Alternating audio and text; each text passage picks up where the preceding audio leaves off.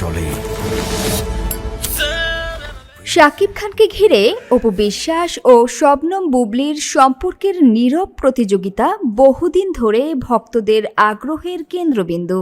ব্যক্তিগত জীবনের অধ্যায় বদলালেও বিশেষ দিনগুলো, জন্মদিন, ঈদ কিংবা অন্য কোনো উপলক্ষ, এ সময় দুজনের প্রতিক্রিয়া যেন পুরনো সম্পর্কের রেশ মনে করিয়ে দেয়। ২৮ মার্চ শাকিব খানের জন্মদিনে সামাজিক মাধ্যমে সরব হয়েছেন তার ২ সন্তানের মা।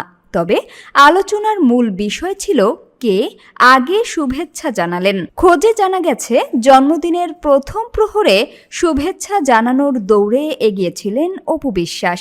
তিনি ফেসবুক স্টোরির মাধ্যমে শুভেচ্ছা জানান, যেখানে শাকিব খানের হাত ধরে নাচের ভঙ্গিমায় দাঁড়িয়ে আছেন অপু বিশ্বাস। ব্যাকগ্রাউন্ডে বাজছে হ্যাপি বার্থডে গান, যেন এক মুহূর্তে অনেক কথাই বোঝানো হয়ে গেল। অপুর এই স্টোরির পর ভক্তদের মনে জন্ম নিল নতুন জল্পনা। শবনম বুবলি কবে এবং কিভাবে শুভেচ্ছা জানাবেন? অবশেষে বিকেলে বুবলি তার ভেরিফাইড ফেসবুক পেজে একটি ছবি পোস্ট করে শাকিব খানকে জন্মদিনের শুভেচ্ছা জানান। পোস্টে দেখা যায় সন্তান শেহজাদ খান বীরকে জড়িয়ে ধরে আছেন শাকিব খান। একটি আন্তরিক পারিবারিক মুহূর্ত।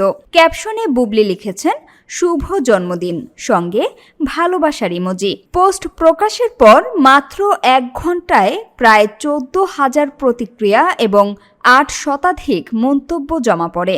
অনেকেই শবনম বুবলির দেরিতে শুভেচ্ছা জানানোর বিষয়টি নিয়ে প্রশ্ন তোলেন। সময়সূচি অনুযায়ী স্পষ্ট, অপুর শুভেচ্ছা আসে প্রথমে।